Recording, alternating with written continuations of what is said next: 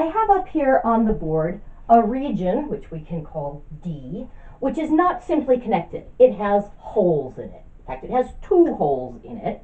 And so basically that means that the boundary of D comes in three parts. I've got this outer boundary, which I'm calling C1. And you'll notice that I've oriented that counterclockwise. Okay.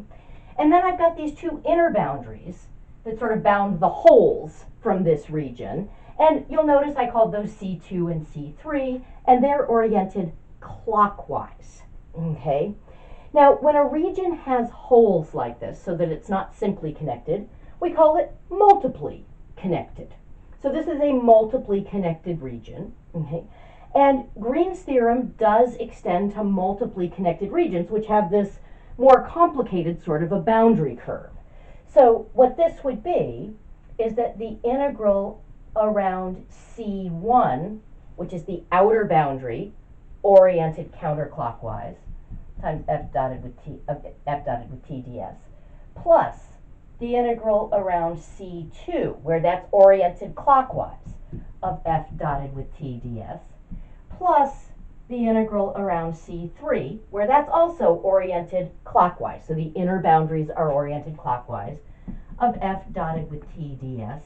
The sum of these integrals around all of the boundaries, outer boundary counterclockwise, inner boundaries clockwise, that's going to be the double integral over d of the partial of q with respect to x minus the partial of p with respect to y dA, where f would be the function vector field whose component functions are p and q.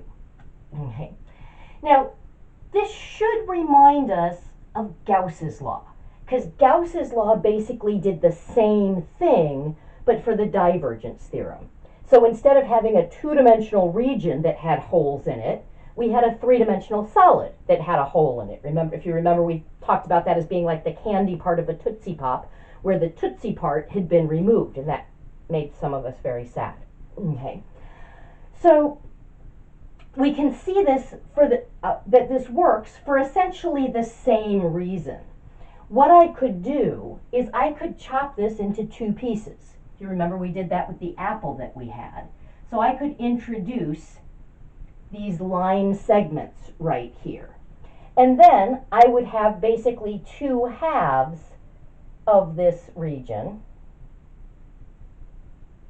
that would look something like this. Now, if I just call this R for the right half, if I take its boundary oriented counterclockwise, notice right now the entire boundary of R is oriented counterclockwise. And that includes the right half of C1 oriented counterclockwise. It includes this line segment coming straight down. Notice this is now counterclockwise, going around the right half. Going around this circle, it looked like it was clockwise. But traveling around the boundary of R, I'm traveling counterclockwise the whole time. So I get the half of the outer boundary oriented the usual traditional counterclockwise, half of each inner boundary oriented what, when it's part of the entire circle, looks like clockwise, but when it's part of the boundary of just the right half is actually part of the counterclockwise boundary. And then I get these three extra integrals along these line segments, all of which are oriented down. Now, if I were to look at the other half, we'll call that L for the left side. If I go around that counterclockwise, notice what happens. I get the other half of the outer boundary going counterclockwise. I get the other half of these inner boundaries.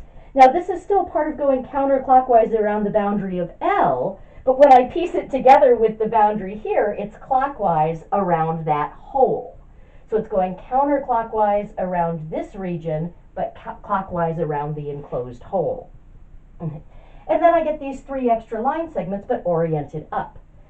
Well, if I add those together, what I'm going to get is the entire outer boundary oriented counterclockwise, the entire inner boundaries oriented. Now that I put the pieces together, it looks like clockwise around those holes, and the up and down integrals around these line segments will just cancel out, which is kind of cool.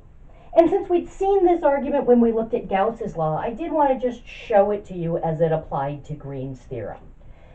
Now, because this is the last full section that we're covering in the textbook, I'm going to go a little bit easy on you.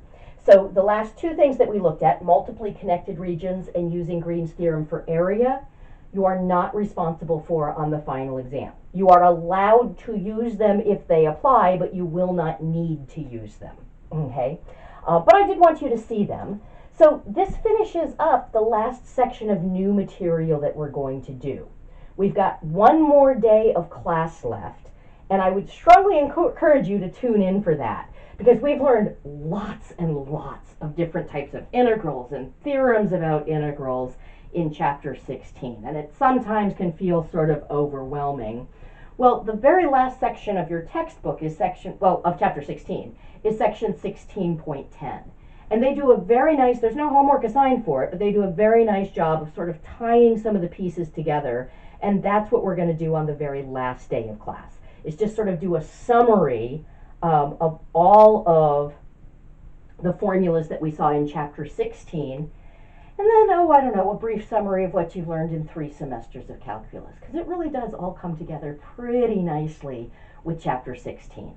So hopefully that'll help you as you're trying to put all the pieces together. So that's what we'll do next, but this finishes up section 16.4, which is Green's theorem for us.